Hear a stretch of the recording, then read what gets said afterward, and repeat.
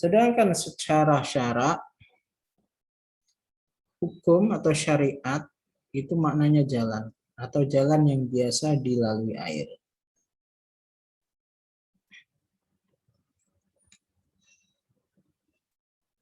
Kemudian makna lain adalah ketentuan Allah. Sedangkan makna hukum syarak menurut usul fikih adalah khitabullah al-muta'alliq bi af'alil mukallafin iqtida'an atau takhyiran atau tahriman. Hukum syarak adalah titah Allah, titah itu ya dawuh Allah yang berkaitan dengan tindak tanduk mukallaf, yang berkaitan dengan perbuatan mukallaf. Siapa mukallaf? Mukallaf itu adalah orang yang akil balik. Sebentar, saya tak matikan video dulu biar stabil. Karena tidak stabil. Baik dalam bentuk tuntutan, pilihan, tuntutan itu apa, pilihan apa, nanti kita lihat ya. Atau dalam bentuk ketentuan-ketentuan. Ini menurut usul fikih. Sedangkan hukum menurut fikih adalah sifat yang merupakan pengaruh atau akibat yang timbul dari khitab Allah pada orang mukallaf itu. Jadi kalau dalam usul fikih, hukum itu adalah hukum kewajiban.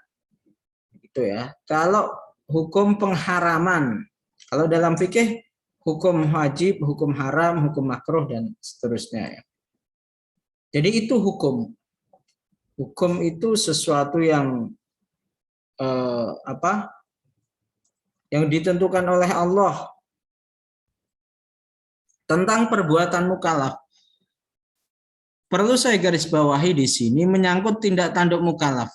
Yang kena hukum itu adalah perbuatan mukallaf, perbuatannya. Kalau ada istilah misalnya babi itu haram apa halal? Kalau babinya ya enggak ada hukum, babi itu hewan. Kalau memakan babi itu haram, gitu ya. Arak itu hukumnya apa? Arak itu kalau barangnya ya najis gitu aja, tapi nggak ada ketentuan wajib, makruh, haram enggak. Yang haram adalah perbuatan mukallafnya. Arak itu apa? Memakan atau meminum arak itu haram misalnya. Jadi itu. Jadi hukum itu berkaitan dengan perbuatan mukallaf.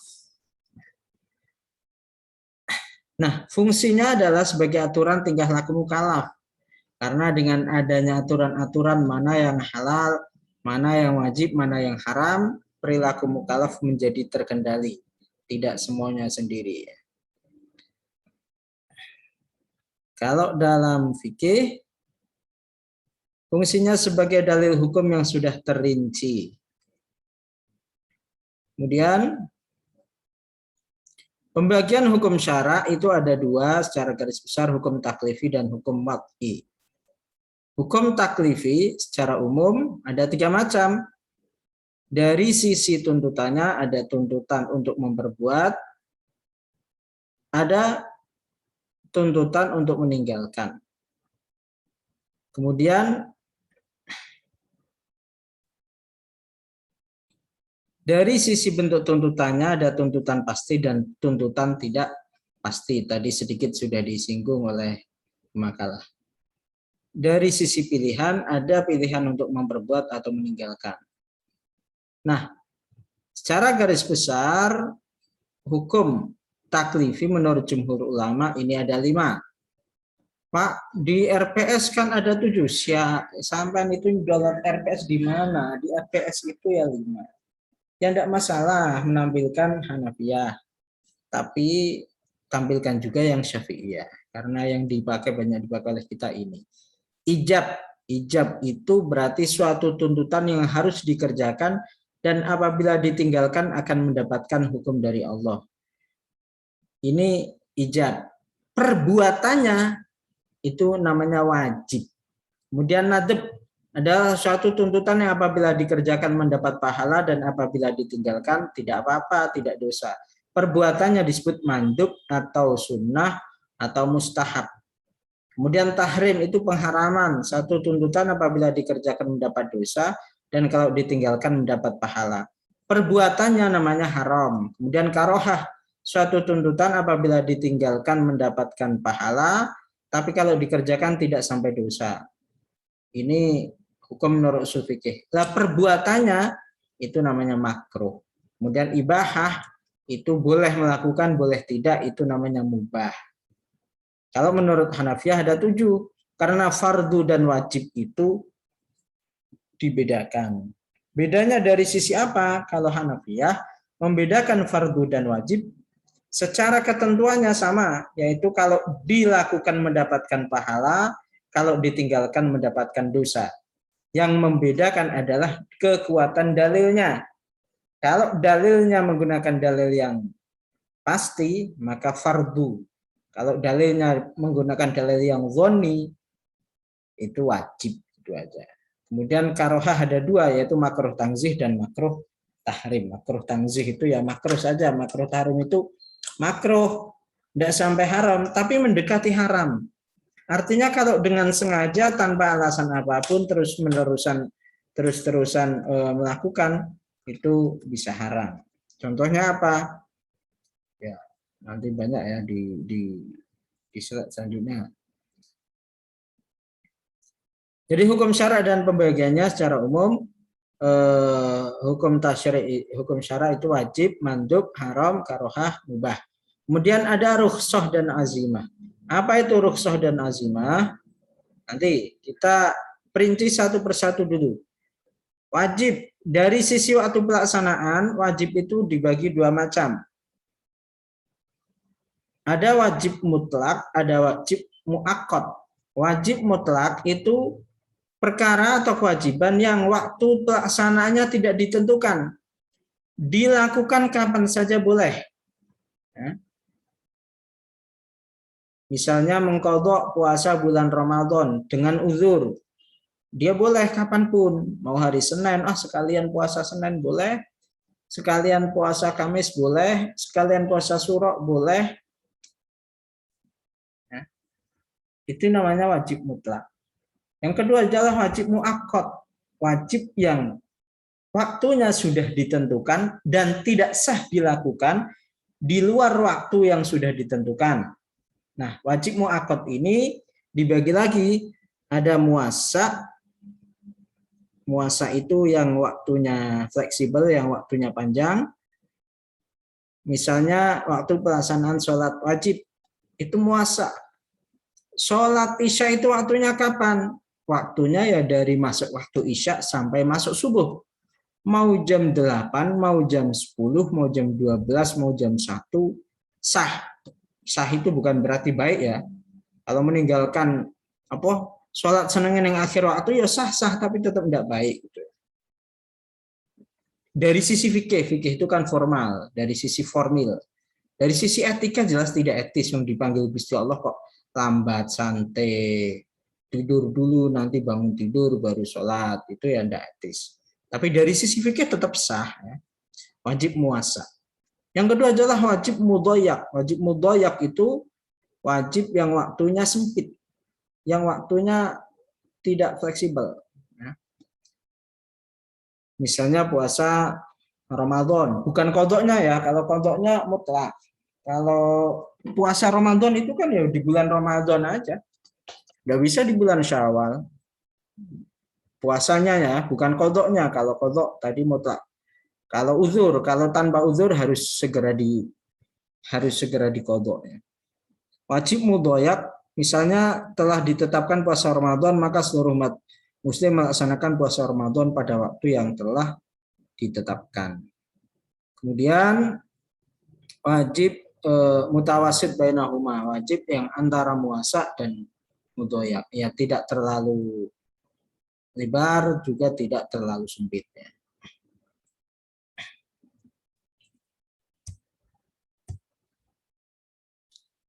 Kemudian dari sisi pelaksana, yaitu orang yang melaksanakan wajib itu dibagi jadi 2, yaitu bentar ini singkirkan biar tidak ganggu. wajib ain atau biasa kita kenal dengan fardu ain, dan wajib kifayah atau fardu kifayah. Wajib atau fardu ain itu adalah kewajiban yang atas diri sendiri, seperti sholat, puasa, zakat, dan seterusnya. Itu fardu ain. Kalau fardu kifayah itu kewajiban kelompok, kewajiban kolektif, dalam arti kalau sudah ada yang melakukan maka gugur semua kewajibannya. Misalnya ngurusi jenazah mulai dari mengkafani, memandikan, sampai mensolatkan. Itu wajib atas satu kampung. Kalau tidak ada yang ngurus, mayitnya tidak ada yang ngurus, satu kampung dosa semua. Tapi kalau sudah ada yang ngurus, maka gugur dosa atas semuanya. Kalau fardu ain itu nggak bisa diwakili. Sholat kok diwakili misalnya. Mau kemana? Mau sholat. Aku titip yo sholat kok titip, enggak bisa ya. Mau kemana? Ke toilet, saya titip ya, enggak bisa toh. Itu kan urusan pribadi. Sholat juga kewajiban pribadi, bukan kewajiban kolektif. Fardu ain ini kewajiban pribadi, kalau fardu kifayah adalah kewajiban kolektif. Tapi dalam hal tertentu, fardu kifayah itu bisa menjadi fardu ain, yaitu manakala yang bisa cuma satu orang. Yang ngerti cara ngurusi mayit cuma satu orang di satu kampung itu. Misalnya ada orang hidup di kawasan non-muslim, di situ yang muslim cuma satu rumah misalnya. Kalau ada orang muslim meninggal, meskipun fardu kifayah, maka menjadi fardu ain, gitu kan? Jadi meskipun fardu kifayah bisa saja menjadi fardu ain, yaitu manakala yang bisa atau yang mampu melakukan adalah orang-orang tertentu. Kita di hutan, kok nemu mayit di situ, ya, maka menjadi fardu ain bagi kita untuk mengurusi. Kalau kita mampu untuk mengurusi, ya, untuk nyolati dan seterusnya. Meskipun asalnya fardu kifayah, kalau yang bisa melakukan hanya satu atau dua orang, maka menjadi wajib fardu ain bagi satu atau dua orang tersebut. Mencari ilmu agama itu fardu ain. Tidak bisa kita kemudian berpikir, orang tua kadang ya, anaknya salah si jius mondok terus yang lain tidak perlulah belajar, wong kaya wis ngerti agama gampang takon. Tidak gitu. Karena agama itu kan ya dasar-dasarnya ya, kalau yang detail-detailnya tidak harus. Dasar-dasar agamanya tentang tata cara sholat, zakat, puasa, haji. Itu ya semua orang wajib belajar itu. Tidak di pesantren, ya di madrasah, di kampus atau dimanapun. Paling tidak dari buku atau dari ustadz di kampung. Tapi mencari ilmu umum itu fardu kifayah. Tapi bisa menjadi wajib kalau tidak ada yang mampu. Misalnya gini, belajar kedokteran itu fardu kifayah. Satu kecamatan minimal kan harus ada satu dokter. Satu. Kalau tidak ada yang mau belajar kedokteran sama sekali, bisa dosa semua. Yang apa? Yang mampu, yang dosa yang mampu ya. Yang nggak mampu ya gimana lagi, namanya nggak mampu. Ya pingin sekolah kedokteran, tapi kan biayanya mahal. Biaya punya, tapi kan tidak lolos seleksi dan seterusnya. Jadi fardu kifayah bisa menjadi fardu ain manakala yang mampu melakukan hanya tertentu pada orang tertentu. Kemudian dari sisi kadar yang dituntut, ada wajib muhaddad, ada wajib ghair muhaddad. Wajib muhaddad adalah sesuatu yang dinyatakan oleh pembuat hukum, kewajibannya sudah ditentukan kadarnya. Kewajiban yang kuantitasnya sudah ditentukan. Misalnya zakat. Zakat itu berapa? Ya, itu kan sudah ditentukan. 1 mud. Salat fardu berapa? Zuhur ya 4 rakaat, sudah ditentukan. Tidak bisa kemudian biar tambah sholih, biar tambah halim tak buat 5 rakaat, tidak bisa. Ya. Kemudian ada pula wajib ghair muhaddad, yaitu wajib yang pelaksanaannya tidak ditentukan ukurannya. Misalnya memberikan nafkah terhadap saudara.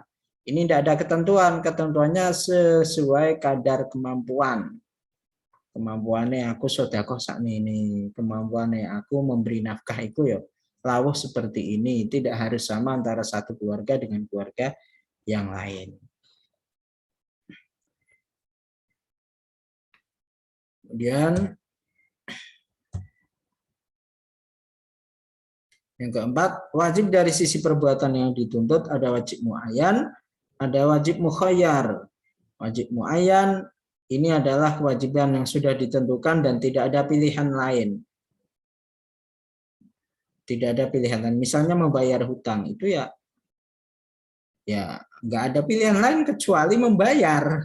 Hutang itu kewajibannya nggak ada pilihan lain selain membayar hutang. Soal yang memberi hutang kemudian memaafkan wis tak ikhlasno itu urusan dia, tapi urusan kita sebagai orang yang hutang ya nggak ada lain adalah membayar. Nggak bisa diganti dengan mohon maaf yang sebesar-besarnya atau nggak bisa diganti dengan apa ya misalnya.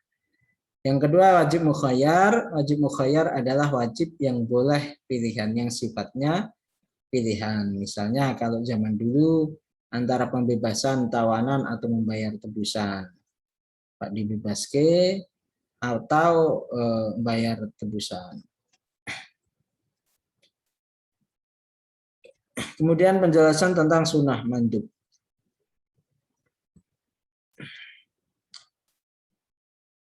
Sunnah secara dari sisi kualitasnya itu terbagi menjadi dua, yaitu sunnah mu'akkadah dan sunnah ghairu mu'akkadah.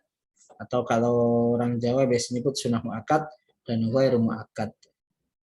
Sunnah mu'akkad itu sunnah yang Nabi melakukan terus-menerus. Meskipun tidak sampai wajib. Seperti sholat witir. Sholat witir itu Nabi itu sunnah. Nabi sudah jelas-jelas mengatakan bahwa itu tidak wajib. Tapi Nabi tidak pernah meninggalkan itu. Meskipun sunnah, tetap sebaiknya kita lakukan. Yang kedua adalah sunnah ghairu mu'akkad. Sunnah tapi ya biasa. Nabi kadang lakoni, kadang enggak. Seperti sholat sunnah 4 rakaat sebelum zuhur. 4 rakaat itu sholat sunnah qabliyah zuhur itu ada 4, yang 2 mu'akkad, yang 2 ghairu mu'akkad.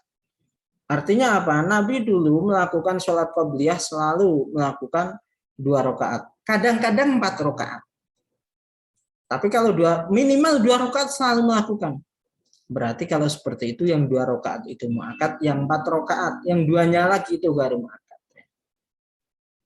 Kemudian dari sisi kemungkinan meninggalkan perbuatan ada sunnah hadyu.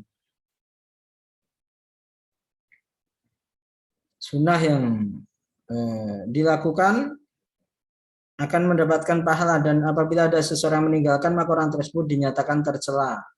Karena sunnah ini merupakan kelengkapan bagi agama seperti azan dan iqamah. Ya memang sunnah, azan pun tidak apa-apa, tapi tercela.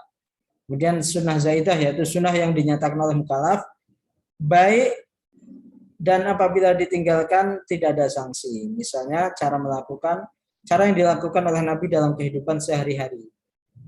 Tidak apa-apa. Dalam kehidupan sehari-hari Rasulullah itu makannya pakai tangan. Kita pakai sendok tidak apa-apa, tidak dosa. Itu kehidupan sehari-hari. Nabi pakai sorban, kita tidak harus. Kita pakai batik, pakai apa, tidak masalah. Sunnah nafal yaitu perbuatan yang dinyatakan sebagai tambahan dalam melaksanakan sesuatu yang wajib, misalnya sholat sunnah rawatib. Yang ketiga adalah haram. Haram itu dibagi menjadi 2 menurut Hanafiyah, yaitu larangan yang pasti melalui dalil qat'i dan larangan yang ditetapkan oleh dalil dhonni. Kemudian kalau Hanafiyah yang kita perlu Syafi'iyah, haram itu ya haram, intinya dilaksanakan atau kalau diterjang dapat dosa, kalau ditinggalkan dapat pahala. Kemudian dari sifatnya haram itu ada 2 macam, haram zati dan haram ardi atau haram ghairu zati. Haram zati itu haram yang memang dasarnya haram. Haram untuk diminum, misalnya larangan minum minuman keras. Itu ya haram. Daging babi itu haram. Ada juga haram ghairu zati, haram karena persoalan lain. Misalnya apa? Nasi rendang itu ya halal, rendang sapi ya tentu saja, atau nasi itu halal, tapi kalau nyolong itu jadi haram itu. Jadi faktor yang menjadi haram adalah karena cara mendapatkannya. Bukan barangnya itu yang memang sejak awal haram dimakan, tapi cara mendapatkannya. Kalau arak, daging babi itu tetap haram dikonsumsi. Mau nyolong orang lain atau milik sendiri tetap haram. Kalau nyolong orang lain haramnya jadi double ya. Misalnya daging babi ini kan melihara sendiri yang sudah saya pelihara seperti anak sendiri, misalnya seperti Malika yang dirawat seperti anak sendiri, tetap aja haram. Tapi kalau ayam, kalau milik sendiri ya halal. Kalau nyolong haram. Artinya yang menjadikan haram adalah cara perolehannya. Yang keempat makruh. Makruh itu ada makruh tahrim dan makruh tanzih. Tadi sudah sekilas saya jelaskan ya, tidak perlu saya ulangi. Yang terakhir yang nomor 5 adalah mubah. Mubah itu sesuatu yang boleh dilakukan, boleh tidak. Di samping 5 hukum taklifik, dalam usul fikih juga dikenal yang namanya rukhsah dan azimah. Tadi kelompok tadi keliru ya, yang definisi rukhsah adalah definisi azimah. Azimah itu adalah hukum yang ditetapkan Allah pertama kali dan berisi hukum-hukum umum. Nah, hukum wajib, fardu, dan seterusnya itu ya hukum azimah namanya. Adapun rukhsah itu adalah hukum dalam kondisi tertentu. Rukhsah itu keringanan. Azimah itu hukum asal, rukhsah itu hukum keringanan. Misalnya, puasa Ramadan itu azimahnya, hukum asalnya adalah wajib. Tapi kalau bepergian boleh batal, itu namanya rukhsah. Nah, ketentuan boleh meninggalkan wajib itulah disebut rukhsah. Nah, rukhsah dari sisi bentuk dan asalnya ada rukhsah memperbuat, yaitu keringanan untuk melakukan sesuatu yang aslinya harus ditinggalkan. Kemudian rukhsah meninggalkan, yaitu keringanan untuk meninggalkan perbuatan yang aslinya wajib atau sunnah, seperti tadi ya, puasa bulan Ramadan bagi orang yang sakit atau bagi orang yang bepergian atau bagi orang yang sedang menyusui. Kalau rukhsah memperbuat, yaitu keringanan melakukan suatu perbuatan yang menurut aslinya harus ditinggalkan. Misalnya makan bangkai itu aslinya haram. Tapi kalau tidak ada makanan apapun di tengah hutan, kita boleh makan bangkai. Itu namanya rukhsah. Kemudian rukhsah dalam meninggalkan hukum yang berlaku terhadap umat Islam yang dinilai terlalu berat untuk umat Nabi Muhammad. Dan yang keempat, rukhsah untuk melegalisasi beberapa bentuk akad yang tidak memenuhi syarat-syarat yang telah ditentukan. Ini dalam ekonomi syariah ada ya, seperti akad salam. Asalnya tidak boleh akad pesan, tapi karena prinsip jual beli itu ada uang, ada barang. Tapi dapat rukhsah boleh untuk melakukan akad salam. Kemudian dari sisi bentuk keringanannya ada 7 macam keringanan atau rukhsah. Yaitu keringanan menggugurkan kewajiban, misalnya meninggalkan sholat Jumat, haji, umroh karena uzur. Uzurnya apa ya? Sakit misalnya. Keringanan mengganti kewajiban, misalnya yang tadinya 4 rakaat diganti jadi 2 rakaat. Keringanan berupa mengganti kewajiban. Kalau yang nomor 2 mengurangi ya, bukan mengganti. Mengganti kewajiban, misalnya wudhu diganti dengan tayamum. Hukum asalnya ya harus wudhu, tapi karena nggak ada air maka atau karena sakit dapat keringanan, itu tayamum. Yang keempat, keringanan penangguhan kewajiban, misalnya jamak takhir saat perjalanan. Harusnya sholat zuhur itu ya jam 12 misalnya, tapi dapat keringanan bisa dilaksanakan jamak takhir ketika asar. Keringanan mendahulukan kewajiban, misalnya jamak takdim. Keringanan mengubah kewajiban, misalnya sholat khauf. Sholat khauf itu sholat dalam kondisi perang. Itu caranya sudah beda dengan sholat biasa.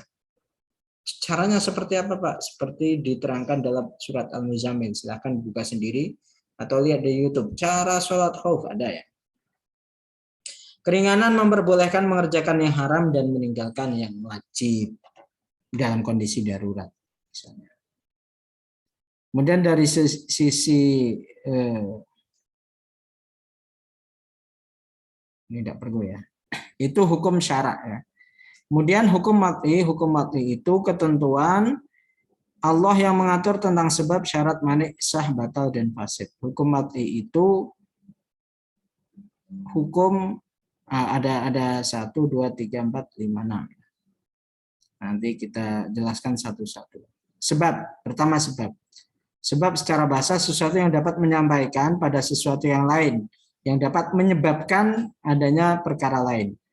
Contohnya masuknya bulan Ramadan adalah pertanda atau sebab wajibnya puasa bulan Ramadan. Nah, sebab itu ada dua macam. Sebab yang berada di luar batas kemampuan mukallaf, yaitu sebab yang dijadikan Allah sebagai pertanda hukum, dan sebab yang berada dalam batas kemampuan mukallaf dan mukallaf mampu mewujudkannya. Misalnya begini. Sholat fardu itu wajib.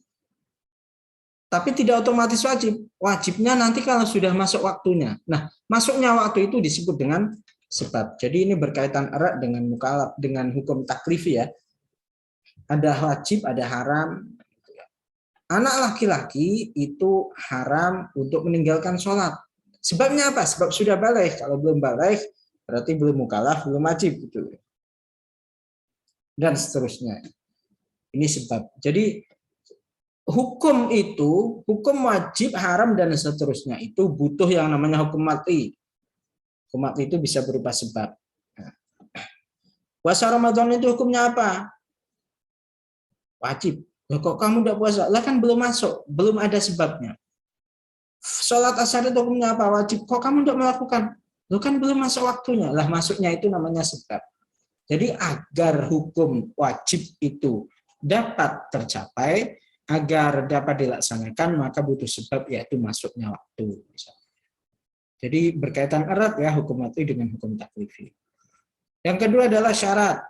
Syarat itu sesuatu yang kalau ada, yang ketiadaannya bisa menyebabkan ketiadaan suatu perkara, tetapi keberadaannya belum tentu menjadikan adanya suatu perkara. Misalnya begini, syarat sahnya sholat itu adalah suci. Karena syarat, maka kalau tidak ada suci, kalau hadas, syaratnya tidak sah. Ya. Tapi kalaupun suci, apakah otomatis sah? Belum tentu. Belum tentu, karena ada syarat lain. Loh, kok keluar?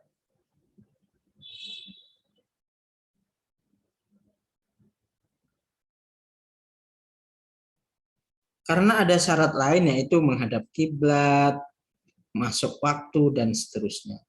Jadi kalau sebab itu adanya menyebabkan keberadaan perkara lain dan tiadanya menyebabkan ketiadaan perkara lain.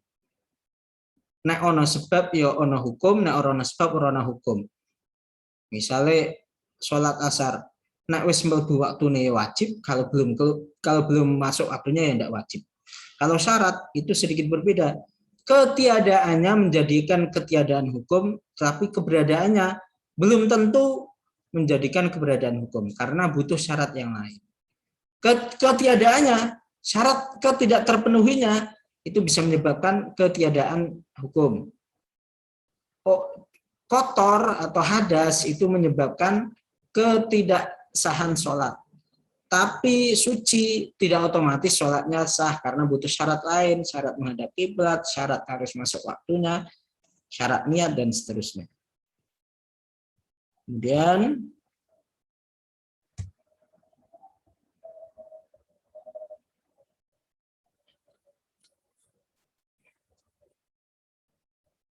nanti maaf teman-teman, saya terputus, jaringan saya terputus. Sedikit lagi tentang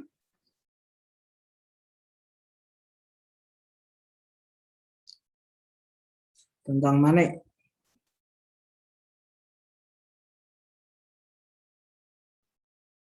Sah, kemudian sah dan batal. Sah itu sesuatu yang memberikan pengaruh secara syarat. Misalnya menjadi pengaruhnya gugurnya kewajiban, hak mendapatkan pahala dan peralihan kepemilikan. Misalnya kalau sholatnya sah berarti gugur kewajibannya. Kalau tidak sah berarti tidak gugur kewajibannya. Hukum wajib tidak gugur kalau tidak sah. Kemudian hak mendapatkan pahala. Pahala ini berkaitan dengan niat juga ya. Kemudian peralihan kepemilikan. Kalau jual beli sah maka pemilikan dapat beralih. Kalau tidak sah tidak. Dalam suatu perbuatan dapat dikatakan sah bila perbuatan itu dilakukan sesudah ada sebab, terpenuhinya rukun, dan terhindar dari segala bentuk mani. Ini masih berkaitan dengan hukum juga. Sah itu adalah dampak dari dilakukannya suatu hukum. Sah itu kalau sholat, syaratnya terpenuhi, rukunnya dilakukan, sebabnya ada, maka hukum itu sah. Kalau salah satu tidak terpenuhi, syaratnya dilakukan, rukunnya dilakukan, syarat terpenuhi, tapi sebabnya enggak. Sebabnya misalnya belum masuk waktunya sholat, kok sholat ya enggak sah. Gitu ya. Kemudian lawan kata dari sah adalah batil atau batal. Batal itu tidak tercapainya suatu perbuatan yang memberikan pengaruh secara syarat. Bisa disimpulkan, pengertian tidak sah atau batal ialah tidak timbulnya suatu pengaruh menurut syarat. Batal itu adalah kondisi di mana suatu hukum wajib dilakukan tanpa atau syaratnya tidak terpenuhi. Tadi syarat sudah tahu ya, sudah jelas. Sebabnya tidak terpenuhi, syaratnya tidak terpenuhi, atau ada mani. Mani itu penghalang.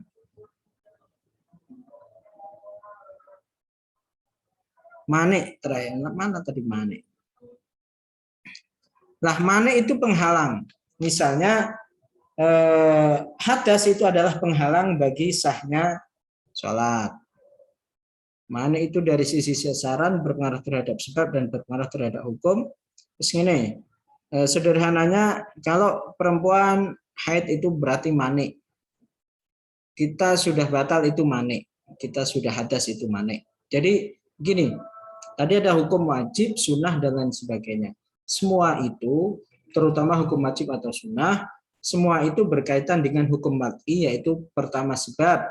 Sebab itu yang menjadikan sesuatu menjadi wajib. Misalnya masuknya waktu zuhur menjadi sebab kewajiban waktu sholat zuhur. Yang kedua adalah tidak ada mani. Hukum wajib itu dapat sah apabila terpenuhi tiga. Pertama tidak ada mani, syarat terpenuhi. Yang kedua syarat terpenuhi. Yang keempat ada sebab. Yang ketiga ada sebab. Ada sebab, syarat terpenuhi, dan tidak ada mani. Kalau salah satu tidak terpenuhi maka batal. Kalau semua terpenuhi maka sah. Itu ketentuan yang namanya hukum waqi. Hukum waqi itu hukum-hukum yang berkaitan dengan hukum taklifi. Terakhir fasad. Fasad itu hampir sama dengan batal ya. Fasid itu lawan kata dari sah. Bedanya apa fasid sama batal? Batal itu tadinya sah tapi kemudian tidak sah gitu ya. Kalau fasad itu sejak awal sudah tidak sah. Ya. Atau fasid itu pada akad, pada jual beli, muamalah. Batal itu pada ibadah, Sholat itu namanya sholat batal dan seterusnya. Itu saya kira teman-teman tambahan penjelasan dari saya tentang hukum syarak. Jadi secara garis besar nanti ini saya share materinya agar dapat